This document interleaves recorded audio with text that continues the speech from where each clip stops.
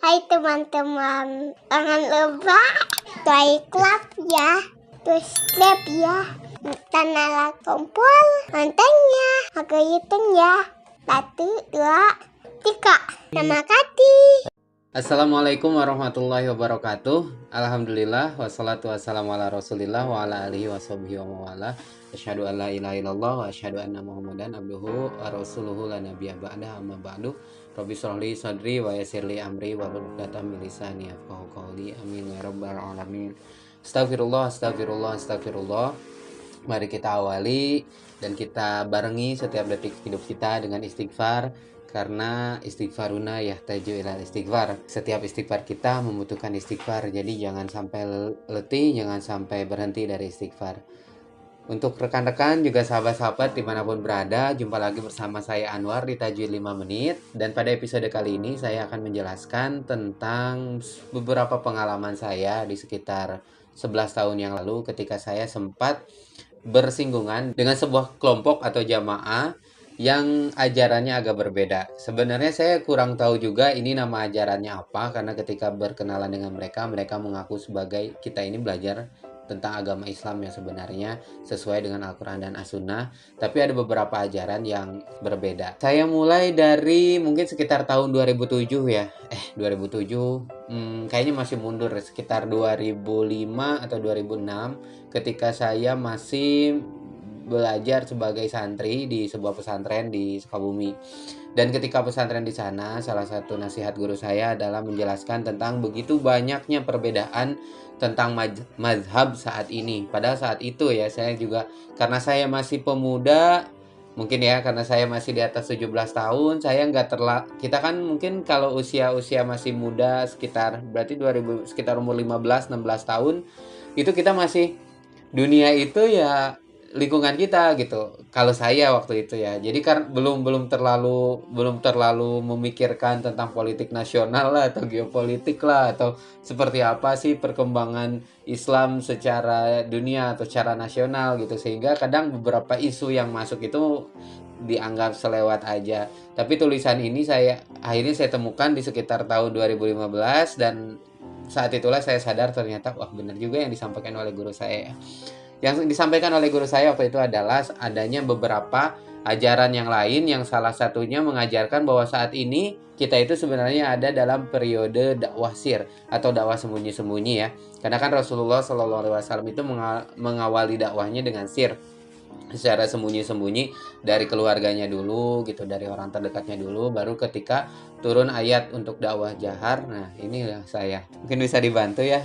Sangat sedikit, jadinya saya lupa ayatnya yang memerintahkan kepada Rasulullah SAW supaya memulai dakwah jahar. Nah, ternyata ada loh kelompok seperti itu, dan saya bersinggungan dengan mereka di sekitar tahun 2010.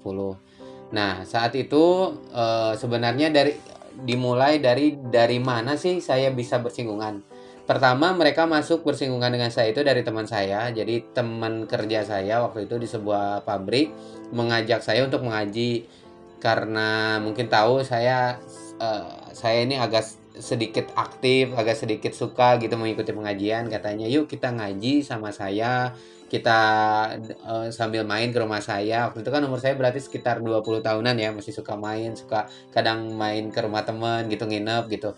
Apalagi ini saya kan waktu itu sering, kadang ya namanya pemuda, kadang kita ngobrol bareng, sharing gitu.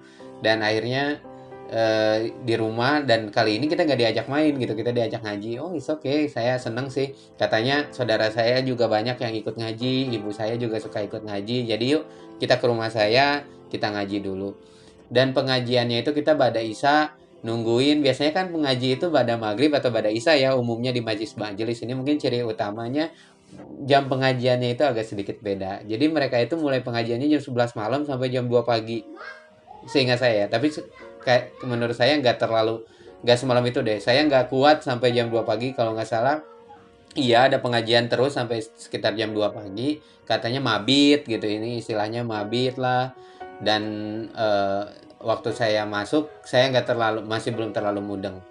Ketika hari pertama itu kita nggak terlalu ngerti, tapi ketika 2-3 kali, mungkin sekitar yang saya ingat sekitar 5 kalian kita mengikuti baru kita paham. Salah satu ajaran yang diajarkannya itu ya tentang golongan ini. Saya nggak tahu ini golongan apa, tapi yang ingin saya sharing di sini adalah tentang waspada dengan ajaran ini. Yang pertama yang diajarkannya itu adalah tentang togut, bahwa negara itu togut ya. Terus tentang bahwa segala dalilnya itu tentang malam yahkum bima anzalallah faulaika humul kafirun. Salah satunya yang 3 ayat diulang-ulang yang berbeda ujungnya itu faulaika humul zalimun dan faulaika humul fasikun. Dan di sana mereka terus menyalahkan tentang negara ini salah.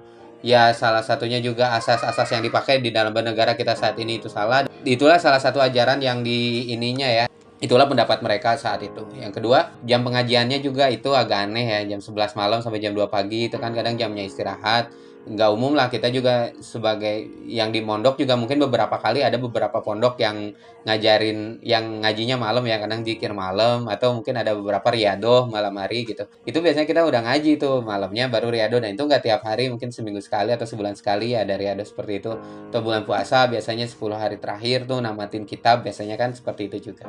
Kita juga sempat ngaji di beberapa masjid ya, di beberapa masjid di pusat kota gitu, dan ngajinya tertutup karena itu ternyata menurut mereka kita itu sekarang masih dalam tahap syir, jadinya harus sembunyi-sembunyi, nggak boleh terang-terangan, karena kalau terang-terangan kita akan diserang secara frontal ya. Kalau ada orang lain yang nyamperin terus ditanya lagi ngaji, lagi apa ini, oh enggak ini lagi diskusi aja gitu, nggak bilang lagi ngaji. Terus tampilannya juga mereka nggak kayak ustadz gitu ya. Kalau biasanya kan kita umumnya ustadz itu berpeci, kokoan, terus pakai sarung gitu. Kalau mereka ya celana biasa, baju biasa gitu mengajinya, terus gak pakai kitab gitu juga menurut mereka. Tapi mereka itu yang saya lihat, mereka itu kemampuan ngobrolnya, public speakingnya gitu, kemampuan persuasifnya itu sangat baik. Dan bagaimana cara saya menjauh dari mereka gitu, berhenti ya. Akhirnya kebetulan saya ada kesempatan untuk pindah kerja, akhirnya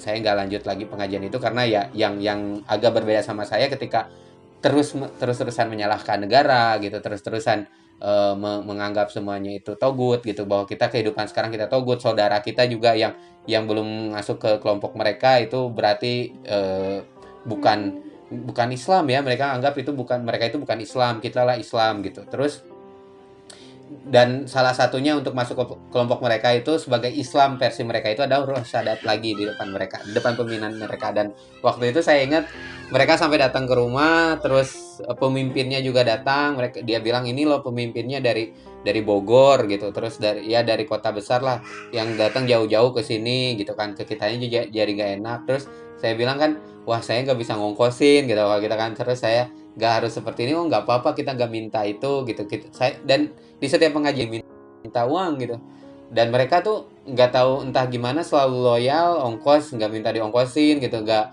kalau biasanya kan yang ngaji umum kan kita harus ada ininya ya, baktinya lah gitu, sodakoh lah, berbuat kebaikan. Tapi kalau mereka nggak ada kotak infak gitu, dan pengajiannya juga hanya segelintir aja. Waktu itu ada teman saya cuma 3 orang aja, dan kadang mereka biasa aja juga, rihlah dulu gitu, jalan-jalan juga. Terus bahkan kalau misalnya lanjut, kamu datang dong ke daerah, ke kota besar gitu, ke beberapa ke kota besar, ikut sama lihat bahwa kita tuh nggak cuma sedikit, kita tuh rame gitu. Itu sih tadi, jadi yang poin-poinnya yang berbeda itu harus syahadat lagi gitu kan, padahal ini kan udah dijelaskan juga. Kalau saya kan kebetulan ngajinya sama ustadz-ustadz yang umum lah, pengajian di tetangga, di masyarakat gitu, yang nggak harus syahadat lagi. Kita dalam sholat juga udah syahadat gitu, nggak harus syahadat khusus di depan pimpinan mereka. Yang kedua yaitu berseberangannya itu masalah menyalahkan togut, yang nggak masuk. Ketiga, yang nggak masuk ke kelompok mereka itu bukan Islam sebenarnya. Terus yang keempat ya, mereka pengajiannya lebih ke doktrinisasi tanpa kitab, tanpa referensi. Kalau dalam Islam yang saya pahami ya, dalam sedikit kemampuan saya itu kan biasanya kita harus lebih kayak riwayatnya dari siapa, terus ininya silsilah ilmu kita dari mana, guru kita dari siapa ngajinya, gurunya dari siapa, supaya sampai kepada Rasulullah. Nah, riwayat seperti ini belum saya dapatkan di sana ya. Demikian sharing pengalaman saya yang bisa saya share pada kesempatan kali ini. Mudah-mudahan jadi wawasan, mudah-mudahan juga bisa jadi pelajaran untuk kita semuanya. Untuk mohon maaf jika banyak salah-salah kata. Demikian yang bisa saya sampaikan. Wa'alafu minkum. Wassalamualaikum warahmatullahi wabarakatuh.